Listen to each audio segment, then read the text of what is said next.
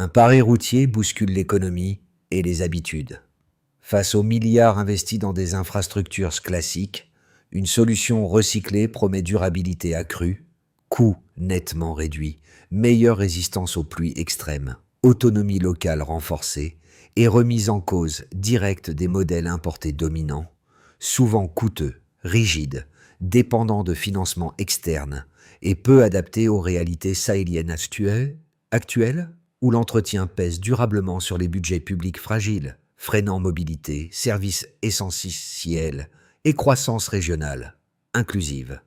Que signifie ce choix pour vous lorsque Ibrahim Traoré insiste?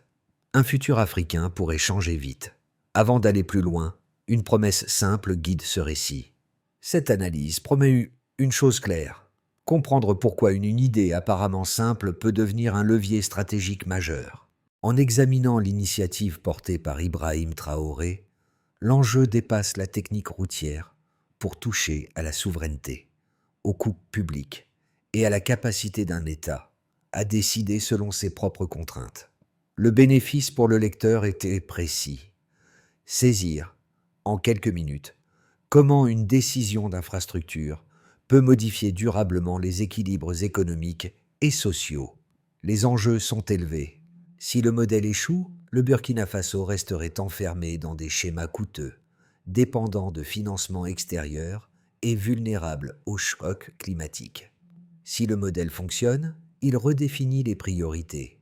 Moins de dépenses initiales, une maintenance plus légère et une solution pensée pour les réalités locales, plutôt que pour des standards importés. Ce pari oppose deux visions, celle d'une infrastructure conçue par défaut et celle d'une infrastructure conçue par nécessité. Derrière les routes, une question centrale se pose. Qui contrôle les choix de développement et à quel prix? C'est que cette tension entre risques assumés et promesses d'autonomie qui structure tout le reste du récit. Pour comprendre l'ampleur du basculement, il faut regarder ce que le terrain a déjà montré. Les premiers résultats ont surpris par leur ampleur mesurable. Une route expérimentale, construite avec des pneus usagés, a traversé une saison des pluies complète, sans dégradation majeure, là où des routes classiques se fissuraient régulièrement.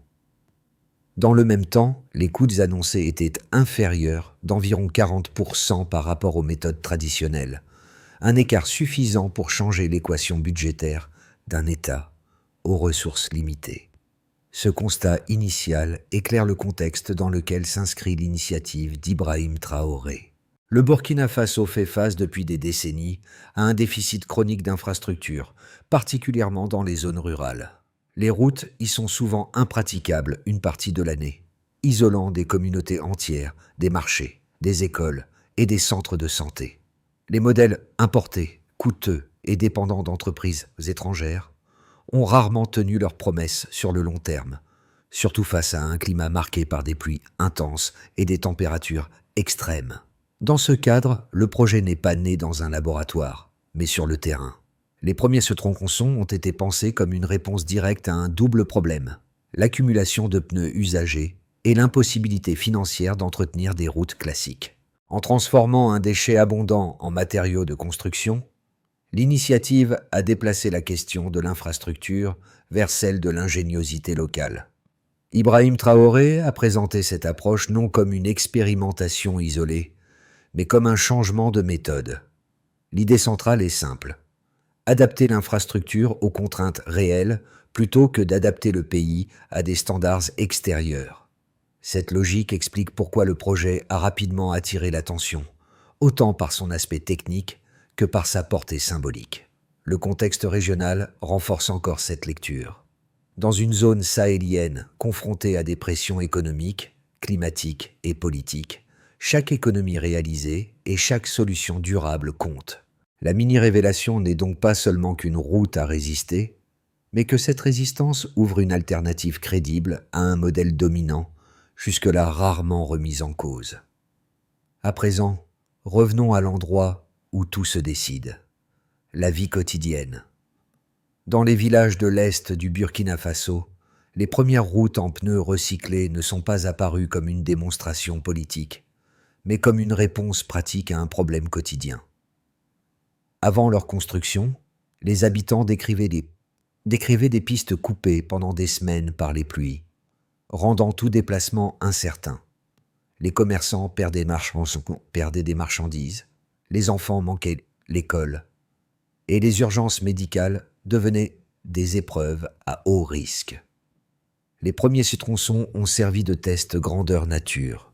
Des chefs de village, des ouvriers locaux et des techniciens ont suivi de près leur comportement face aux intempéries.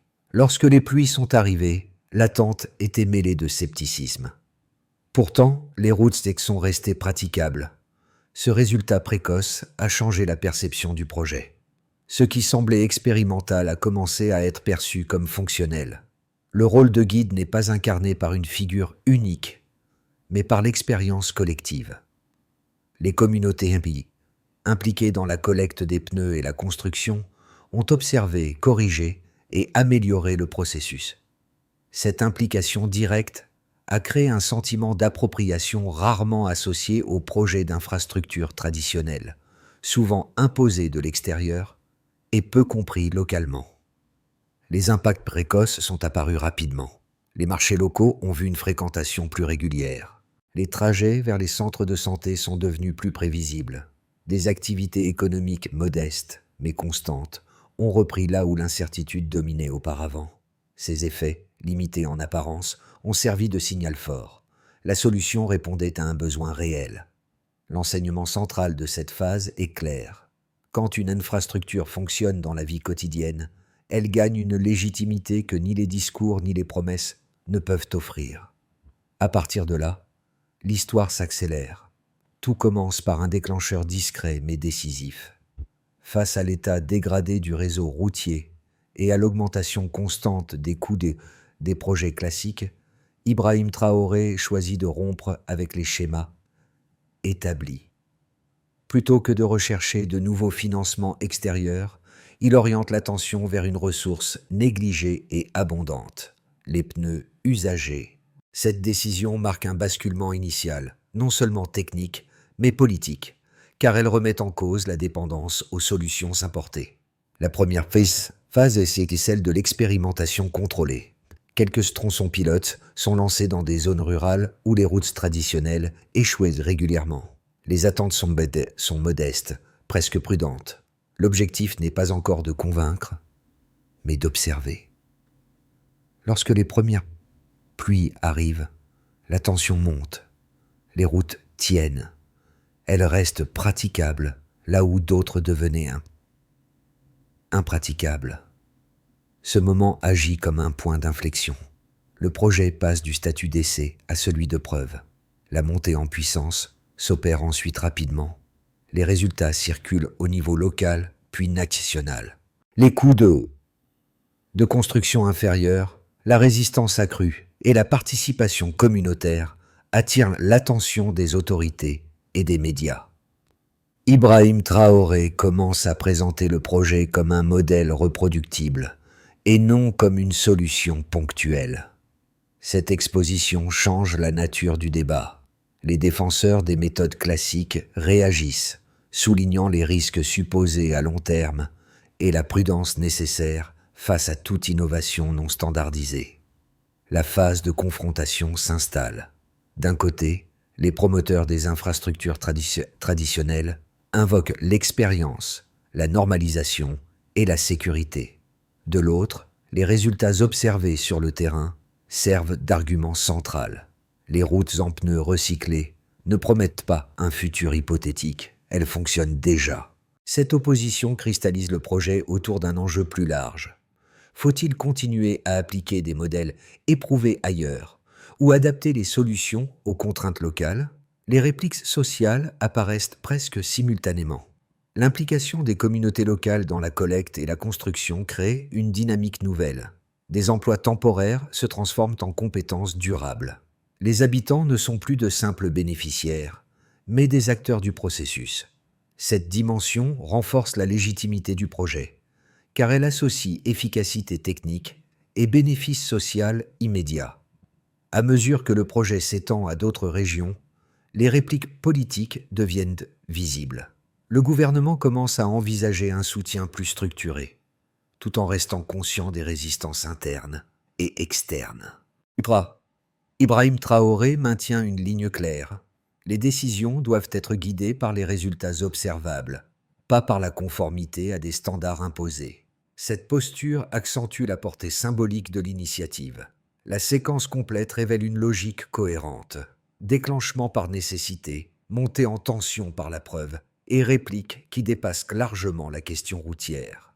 Ce qui se joue désormais n'est plus seulement la construction de routes, mais la capacité d'un pays à transformer une contrainte en levier stratégique durable. Pour juger, il faut ensuite regarder les chiffres avec calme. Avant l'initiative, la construction routière reposait sur des méthodes classiques aux coûts élevés et à la maintenance lourde. Après les premiers projets pilotes, l'écart mesuré change radicalement la donne. Les routes intégrant des pneus recyclés affichent une réduction des coûts de construction proche de 40% par rapport aux standards traditionnels. Une différence suffisante pour modifier les arbitrages budgétaires à l'échelle nationale. Ce premier chiffre mérite d'être interprété. Une économie de cet ordre ne signifie pas seulement moins de dépenses initiales. Elle libère des marges de manœuvre pour d'autres priorités publiques, notamment dans les secteurs sociaux, souvent sous-financés. Dans un pays où chaque projet d'infrastructure entre en concurrence directe avec l'éducation ou la santé, cette réduction transforme la décision technique en choix stratégique. Un second indicateur concerne la durabilité. Les routes construites avec des pneus recyclés ont montré une résistance accrue face aux conditions climatiques extrêmes. Lors des saisons de pluie intenses, les tronçons pilotes sont restés fonctionnels, là où des routes classiques nécessitaient des réparations fréquentes. Cette performance se traduit par une baisse estimée des coûts d'entretien d'environ 30%. À long terme, cet écart pèse autant que le coût initial, car la maintenance constitue l'un des postes les plus lourds pour les finances publiques. Le troisième élément chiffré touche à l'environnement. Chaque kilomètre de route utilisant des pneus recyclés permet de réemployer environ 10 000 pneus usagés. Ce volume donne une mesure concrète de l'impact écologique. Il réduit la pression sur les décharges, limite les pratiques de brûlage nocives et transforme un déchet problématique en ressource productive. L'effet n'est pas abstrait. Il est visible dans les zones où les amas de pneus ont progressivement disparu au profit de chantiers structurés. Ces données quantitatives s'accompagnent d'indicateurs sociaux mesurables.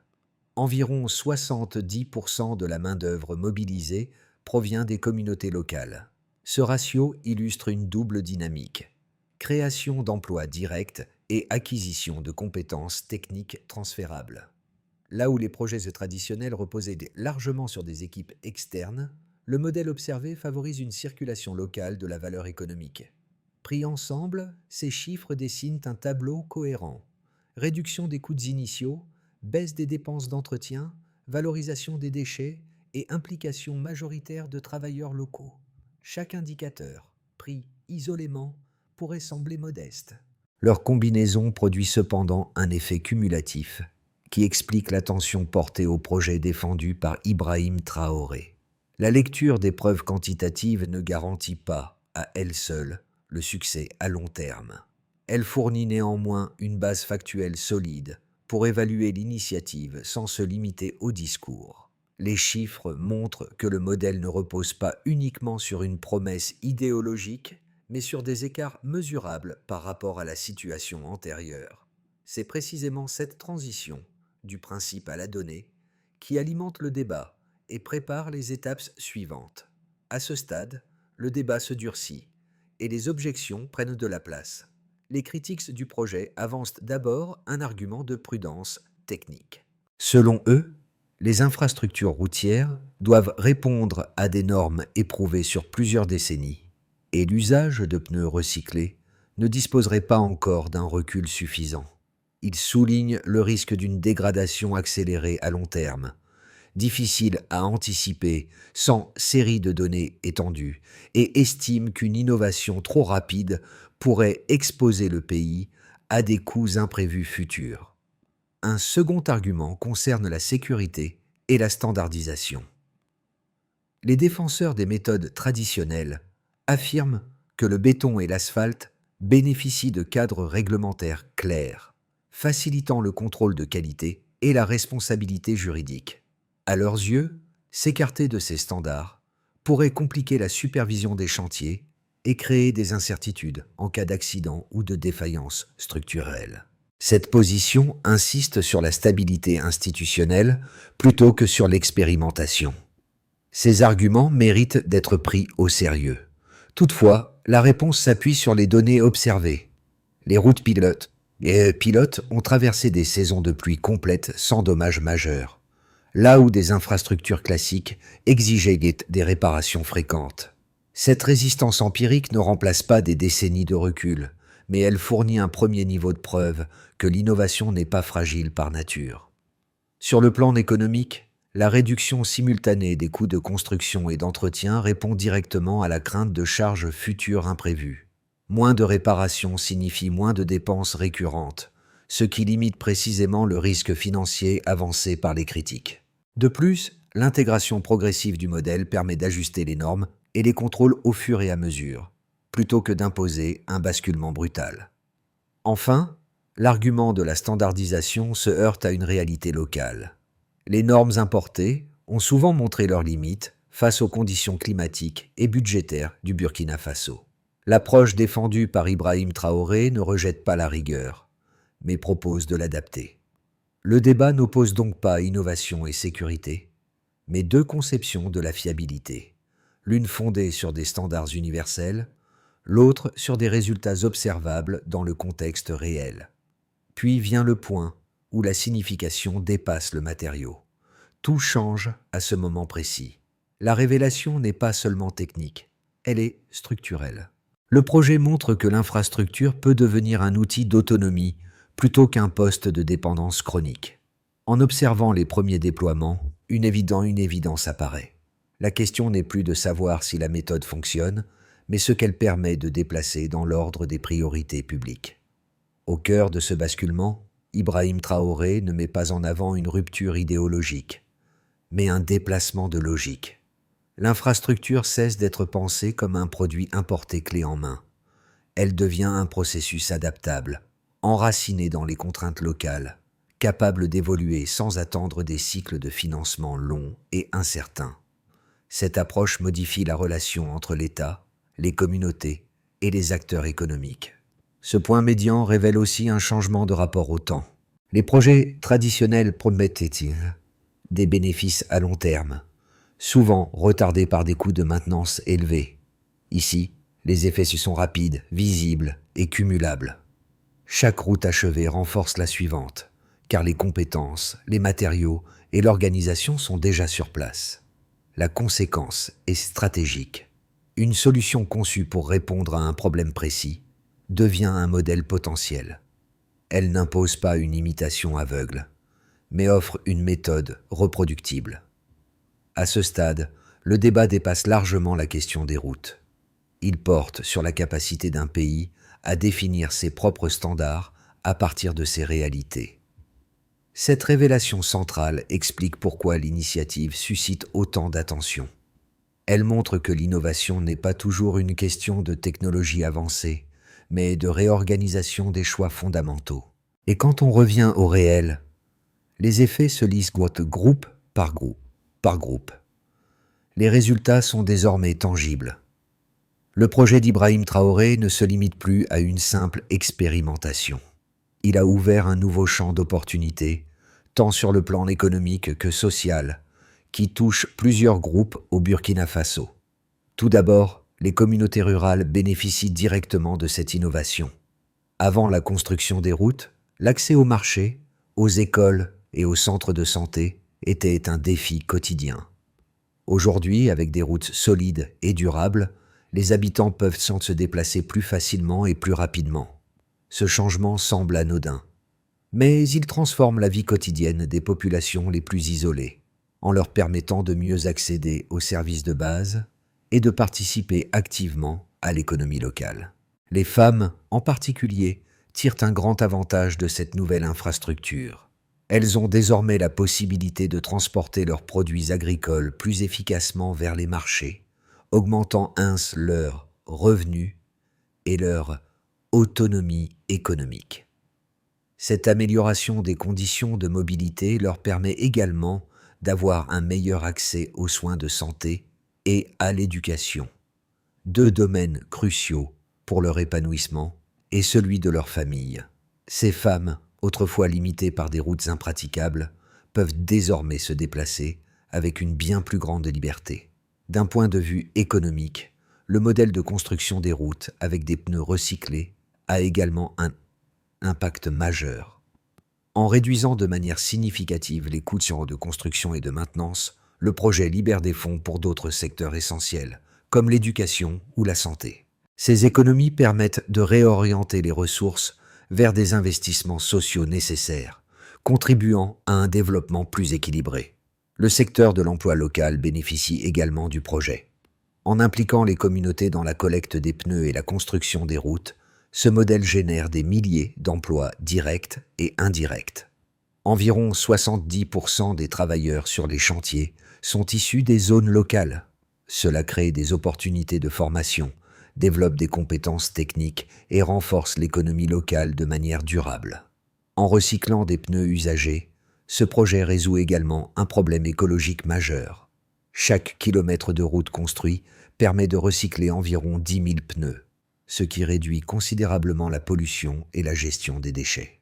Cette solution écologique, loin d'être un simple effet secondaire, devient un argument central pour l'avenir des infrastructures en Afrique.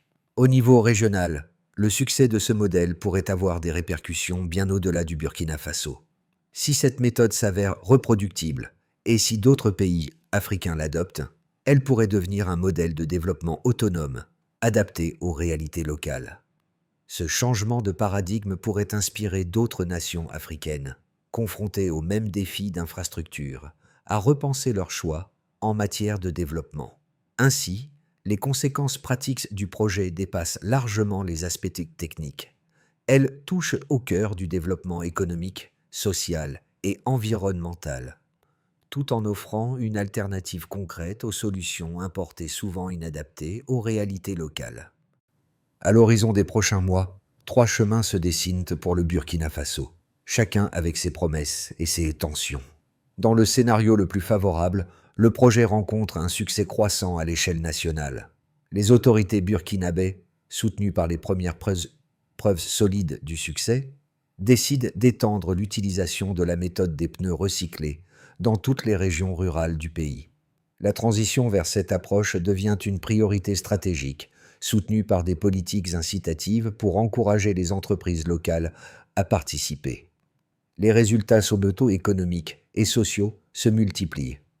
Les investissements dans d'autres secteurs essentiels, comme la santé et l'éducation, bénéficient des économies réalisées grâce à la réduction des coûts d'infrastructure. Ce scénario pourrait transformer Ibrahim Traoré en un leader reconnu pour sa capacité à réinventer l'infrastructure en Afrique. La méthode pourrait devenir un modèle à suivre pour d'autres pays africains confrontés à des défis similaires. Dans un scénario plus modéré, le projet continue de se développer, mais à un rythme plus lent. Bien que les résultats observés soient prometteurs, des résistances internes et externes freinent l'expansion du modèle. Les entreprises de construction internationale continuent de critiquer le projet, et des tensions politiques émergent autour de la question de la standardisation des méthodes. Toutefois, grâce à un soutien croissant des communautés locales et des acteurs régionaux, le modèle trouve une place stable dans certaines régions du pays. Les autorités burkinabées, bien que moins ambitieuses dans l'expansion, reconnaissent les bénéfices économiques et écologiques de la méthode et l'intègrent progressivement dans les politiques locales. Ce scénario permettrait de maintenir une dynamique positive sans toutefois aboutir à une transformation radicale du secteur de l'infrastructure à l'échelle nationale. Dans le scénario le plus difficile, le projet rencontre des obstacles insurmontables, tant sur le plan technique que politique. Les critiques sur la durabilité et la sécurité des routes en pneus recyclés s'intensifient et la pression des acteurs étrangers conduit à un recul du soutien gouvernemental. Le financement manque pour étendre le projet à une échelle plus large, et la méthode s'est progressivement abandonnée. Le Burkina Faso, une fois de plus, se retrouve dépendant des modèles d'infrastructures traditionnels, plus coûteux et moins adaptés aux réalités locales. Cette situation serait un revers majeur pour Ibrahim Traoré, mais la méthode pourrait subsister à une échelle réduite, avec des applications locales isolées. Chaque scénario présente des bénéfices et des risques. Cependant, l'enjeu principal reste le même: la capacité du Burkina Faso à prendre des décisions d'infrastructure en fonction de ses propres besoins et contraintes. En fonction du scénario qui se concrétise, Ibrahim Traoré pourrait soit voir son modèle émerger comme une référence pour d'autres pays africains, soit se retrouver face à un échec partiel. Quoi qu'il en soit, ce projet a d'ores et déjà permis d'ouvrir un débat important sur l'indépendance et la durabilité des infrastructures en Afrique. Au-delà des chiffres et des scénarios, le projet modifie la manière dont différentes catégories de personnes perçoivent leur propre avenir. Pour les citoyens ordinaires, notamment dans les zones rurales, l'impact est concret. Une route praticable toute l'année réduit l'incertitude quotidienne. Aller au marché, consulter un médecin ou envoyer un enfant à l'école cesse d'être une épreuve logistique. Cette stabilité, souvent invisible dans les débats nationaux, améliore directement la qualité de vie. Pour les travailleurs locaux, l'initiative ouvre une perspective nouvelle. La participation au chantier ne se limite pas à un revenu temporaire. Elle permet l'acquisition de compétences techniques transférables, liées au recyclage, à la construction et à l'organisation collective. Ces savoir-faire renforcent l'employabilité et créent une base pour d'autres projets locaux. Le travail n'est plus seulement exécuté, il est compris et maîtrisé. Du point de vue des décideurs publics et des acteurs économiques locaux, le projet change la grille de lecture. Il démontre qu'une solution adaptée aux contraintes nationales peut être plus efficace qu'un modèle importé clé en main. Cette prise de conscience influence la manière d'évaluer les priorités d'investissement. Elle invite à considérer l'innovation non comme un luxe, mais comme une nécessité stratégique. Enfin, pour les observateurs régionaux et internationaux, l'expérience du Burkina Faso sert de signal. Elle rappelle que les pays confrontés à des contraintes fortes peuvent produire des réponses crédibles, sans attendre des solutions extérieures. Le message est simple. Le développement n'est pas uniquement une question de capitaux, mais de choix, d'adaptation et de confiance dans les capacités locales. Ces changements, pris ensemble, montrent que l'initiative ne touche pas seulement aux routes. Elle redéfinit la relation entre infrastructure, autonomie et responsabilité collective. Pour terminer, il faut parler d'exécution, parce qu'une idée sans méthode s'épuise vite. Pour passer de projet pilote à une adoption durable, une feuille de route claire s'impose. La première étape concerne l'organisation amont. Il s'agit de structurer des centres régionaux de collecte et de recyclage des pneus usagés, capables d'assurer un approvisionnement régulier et contrôlé. Sans cette base logistique, l'extension du modèle resterait fragile et dépendante d'initiatives ponctuelles. La deuxième étape touche aux compétences. La formation des travailleurs locaux doit être systématisée, avec des programmes courts mais ciblés sur les techniques spécifiques de construction et de maintenance. Cette montée en compétences garantit la qualité des ouvrages et réduit la dépendance à des expertises externes coûteuses. Elle transforme aussi le projet en vecteur de savoir-faire durable. Troisièmement, un cadre réglementaire adapté et c'est nécessaire. Les autorités doivent définir des normes claires, inspirées des résultats observés sur le terrain, afin d'encadrer la sécurité, la durabilité et la responsabilité juridique.